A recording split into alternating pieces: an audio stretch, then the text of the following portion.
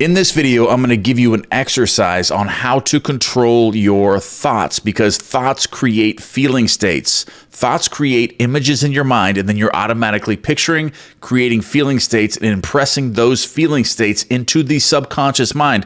So I'm going to give you an exercise on how to control your thoughts. That way you can start creating the life that you want.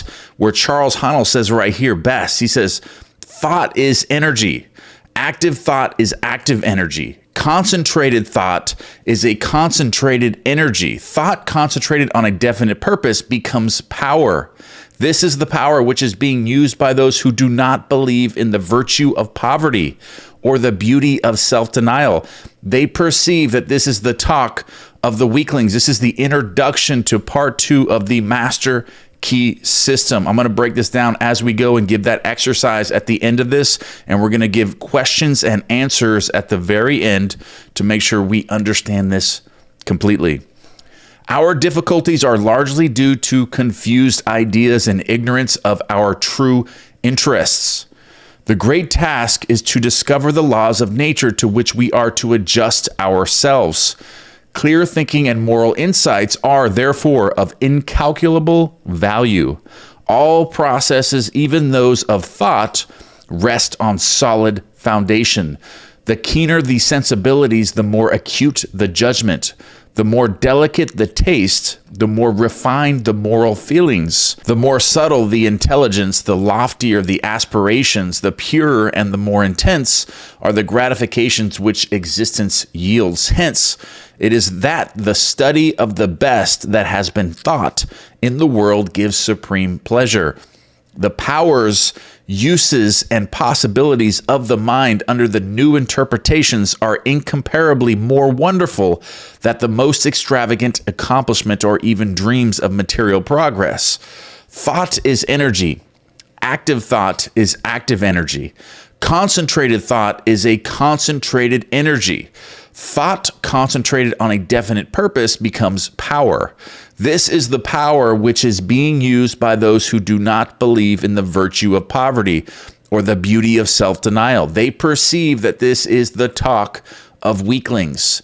The ability to receive and manifest this power depends upon the ability to recognize the infinite energy ever dwelling in man or in you, constantly creating and recreating his body and mind, and ready at any moment to manifest through him in any needful manner.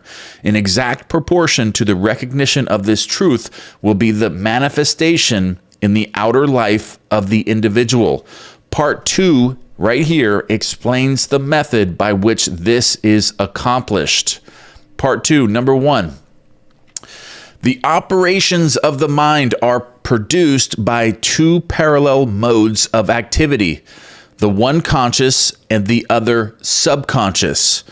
Professor Davidson says, he who thinks to illuminate the whole range of mental action by the light of his own consciousness is not unlike the one who should go about to illuminate the universe with a rush light. 2. The subconscious logical processes are carried on with a certainty and regularity which would be impossible if there existed the possibility of error. Our mind is so designed that it prepares for us the most important foundations of cognition, whilst we have not the slightest apprehension of the modus operandi. In other words, the mode of operation. So we have not the slightest apprehension of the mode of operation or the reason why this is happening. So 3, the subconscious soul, like a benevolent stranger, works and makes provision for our benefit, pouring only the mature fruit into our lap. Thus, ultimate analysis of the thought processes shows that the subconscious is the theater of the most important mental phenomena. 4. It is through the subconscious that Shakespeare must have perceived without effort great truths which are hidden from the conscious mind of the student, that Phidias fashioned marble and bronze, and Raphael painted Madonnas, and Beethoven composed symphonies. 5, ease and perfection depend entirely upon the degree in which we cease to depend upon the consciousness. Playing the piano, skating, operating the typewriter, the skilled trades depend for their perfect execution on the process of the subconscious mind.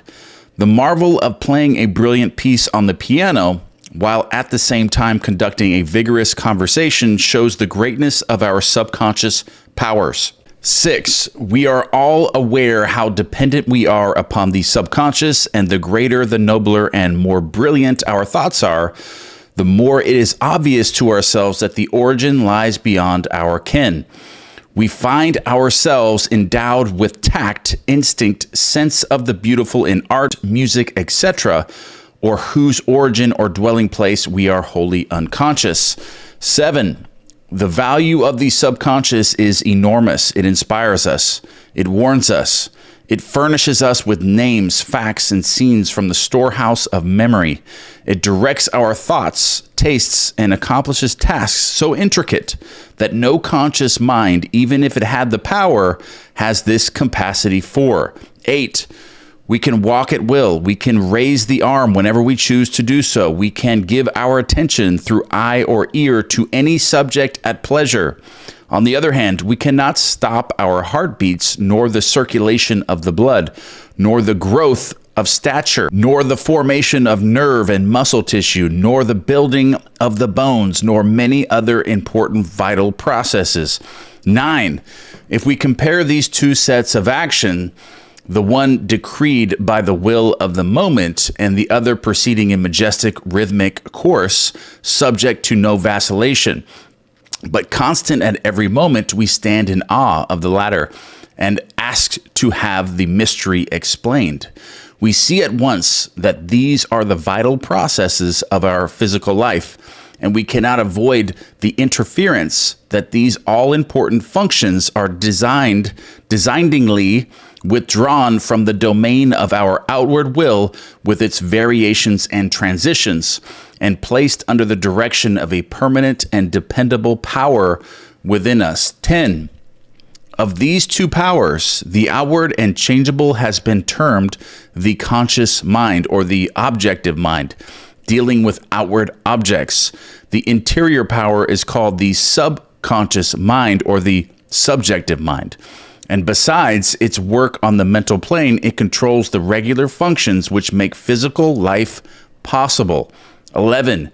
It is necessary to have a clear understanding of their respective functions on the mental plane, as well as of certain other basic principles.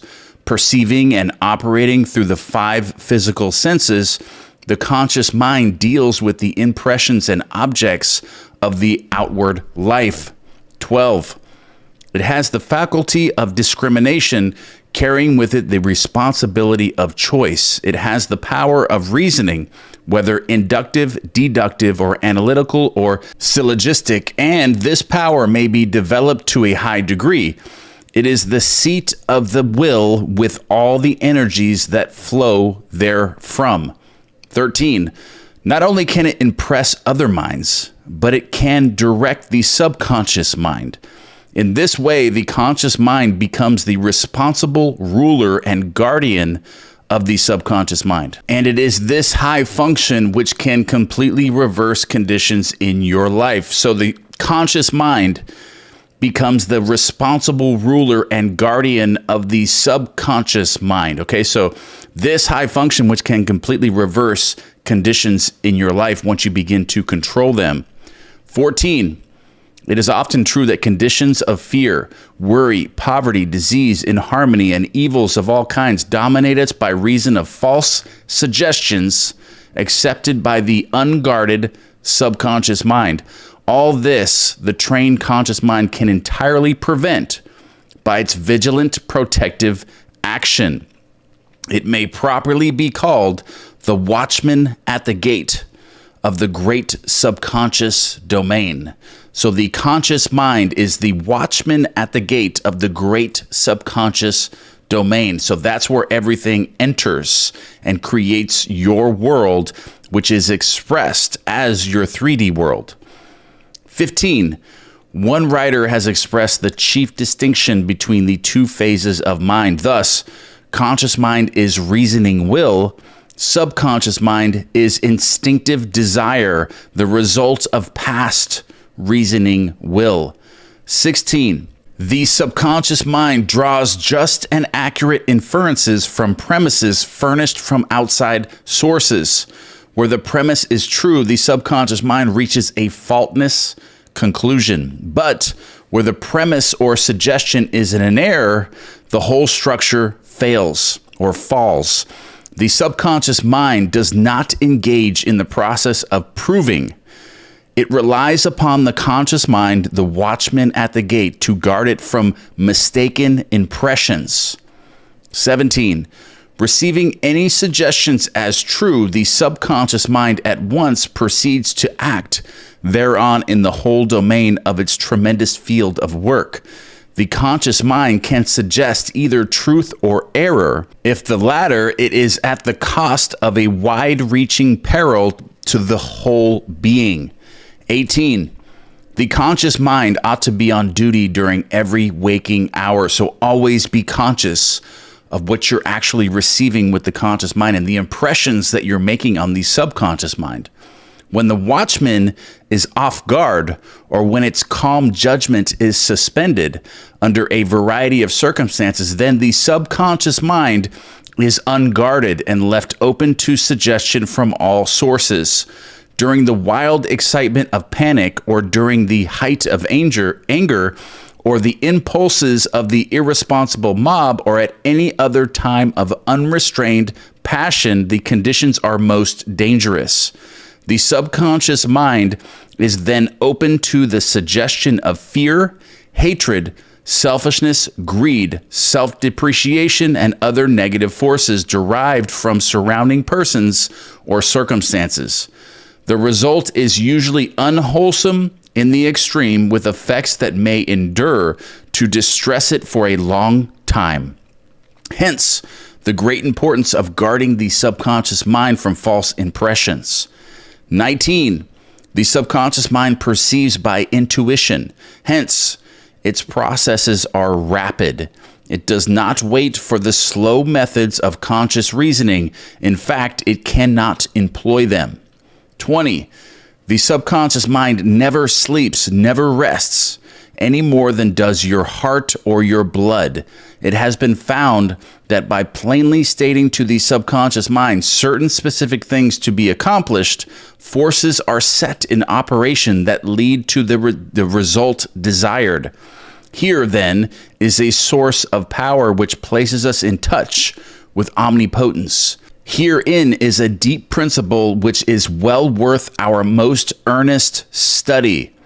21. The operation of this law is interesting. Those who put it into operation find that when they go out to meet the person with whom they anticipate a difficult interview, something has been there before them and dissolved the supposed differences. Everything is changed. All is harmonious. They find that when some difficult business problem presents itself, they can afford to make delay, and something suggests the proper solution. Everything is properly arranged. In fact, those who have learned to trust the subconscious find that they have infinite resources at their command. So this also works with the law of thought transmission with the subconscious mind. Actually, when he says this, when you anticipate difficult interview, or when you anticipate an interview to go well, it seems though there has been something there that has come before you and dissolved the supposed differences between you and the interviewer. 22. The subconscious mind is the seat of our principle and our aspirations. It is the fount of our artistic and altruistic ideals. These instincts can only be overthrown by an elaborate and gradual process of undermining the innate principles. 23. The subconscious mind cannot argue controversially. Hence, if it has accepted wrong suggestions, the sure method of overcoming them is by the use of a strong counter-suggestion frequently repeated, such as affirmations, which the mind must accept, thus eventually forming new and healthy habits of thought and life. For the subconscious mind is the seat of habit. That which we do over and over becomes mechanical. It is no longer an act of judgment, but has worn its deep grooves in the subconscious mind. This is favorable for us. If the habit be wholesome and right, if it be harmful and wrong, the remedy is to recognize the omnipotence of the subconscious mind and suggest present actual freedom.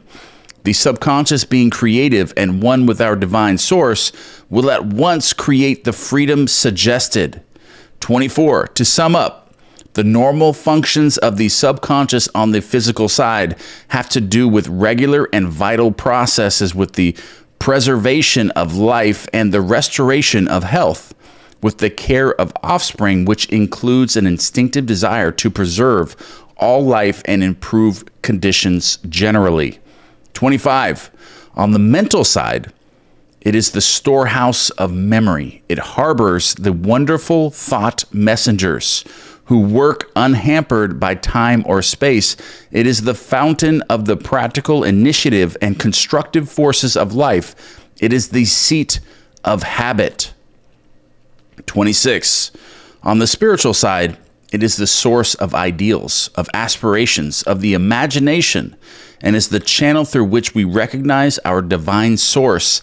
And in proportion as we recognize this divinity, do we come into an understanding of the source of power. 27. Someone may ask, how can the subconscious change conditions? The answer or reply to this is because the subconscious is a part of the universal mind, and a part must be the same in kind and quality as the whole. The only difference is 1 degree. The whole, as we know, is creative. In fact, it is the only creator there is. Consequently, we find that mind is creative and that thought is the only activity which the mind possesses. Thought must necessarily be creative also. 28. But we shall find that there is a vast difference between simply thinking and directing our thoughts consciously, systematically, and constructively. When we do this, we place our mind in harmony with the universal mind. We come in tune with the infinite. We set in operation the mightiest force in existence, the creative power of the universal mind. This, as everything else, is governed by natural law, and this law is the law of attraction, which that mind is creative and will automatically correlate with its object and bring it into manifestation. 29. Last week, I gave you an exercise for the purpose of securing control of the physical body. If you have accomplished this, you are ready to advance. This time, you will begin to control your thought. Always take the same room, the same chair, and the same position, if possible. In some cases, it is not convenient to take the same room. In this case, simply make the best use of such conditions as may be available. Now, be perfectly still as before when you did the body exercise, but inhibit all thought. This will give you control over all thoughts of care, worry, and fear, and will enable you to entertain only the kind of thoughts you desire. Continue this exercise until you gain complete mastery. 30. You will not be able to do this for more than a few moments at a time, but the exercise is valuable because it will be a very practical demonstration of the great number of thoughts which are constantly trying to gain access to your mental world. So when you're doing this exercise, you're going to notice all these thoughts that are coming into your mind that are going to be relevant to your 3D world. And if you're experiencing things in your 3D world that you don't like, you're going to realize that those thoughts are entering, and you are the watchman at the gate. So you must control your thoughts. You must direct them, because that is what is impressing the subconscious mind and then expressing it into your world. So this exercise is very important. Next week, you will receive instructions for an exercise which may be a little more interesting, but it is necessary that you master this one first. Cause and effect is an absolute and undeviating in the hidden realm of thought, as in the world of visible and material things. Mind is the master weaver, both of the interior garment of character and the outer garment of circumstance. James Allen. So I'm going to go over this exercise one more time so you understand it. I gave you an exercise for the purpose of securing control of the physical body. If you have accomplished this, you are ready to advance. This time, you will begin to control your thought. Always take the same room. In some cases, it is not convenient to take the same room. In this case, simply make the best use of the conditions which may be available. Now, be perfectly still. So you're sitting, you're going to be meditating, and be perfectly still, and you're going to inhibit all thought. This will give you control over all thought of care, worry, and will enable you to entertain only the kind of thoughts you desire so you can start changing them, okay? So that's what he's saying. You can't stop thinking. It's impossible to actually stop thinking, but you can observe your thoughts and then start making the changes. Start seeing what you're actually letting in because you are the watchman at the gate. So you'll start to see these thoughts and then you can start changing them. Be like, I don't want to think about that. Redirect your thoughts to something else more positive, more constructive. Start focusing and isolating and concentrating your energy of thought to something that you want to accomplish. Start visualizing the future the way that you want it to be. All right, so let's get into the questions and answers here. Part 2, study questions and answers. 11, what are the two modes of mental activity? Conscious and subconscious. Upon what do ease and perfection depend upon? Ease and perfection depend entirely upon the degree in which we cease to depend upon the conscious mind. What is the value of the subconscious? It is enormous. It guides us, warns us. It controls the vital processes and is the seat of memory. What are some of the functions of the conscious mind? It has the faculty of discrimination. It has the power of reasoning. It is the seat of the will and may impress the subconscious.